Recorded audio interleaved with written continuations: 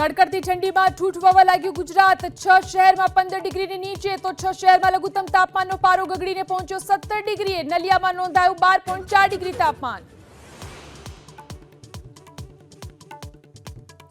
અસામાજિક તત્વોને કાયદામાં રહેવાની ગૃહ રાજ્યમંત્રી હર્ષ સંઘવીની ખુલ્લી ચેતવણી। નિયમો તોડ્યા તો નીકળશે વરઘોડો, ચાલવું પડશે લંગડાતા લંગડાતા। કોઈ ઢીંગા મસ્તી કરતું હોય તો એને બી તમે પોલીસના વરઘોડામાં જરૂરથી નજરે પડશે, એટલી હું આપને ખાતરી આપું છું।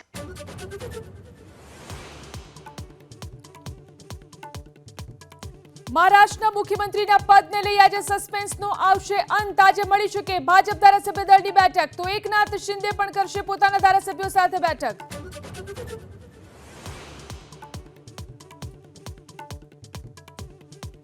આજે પણ અદાણી અને સંભાલ મુદ્દે સંસદમાં હંગામાના એંધાણ, રણનીતિ બનાવવા સવારે 10 વાગે ઇન્ડિયા ગઠબંધનના દળોની મળશે બેઠક।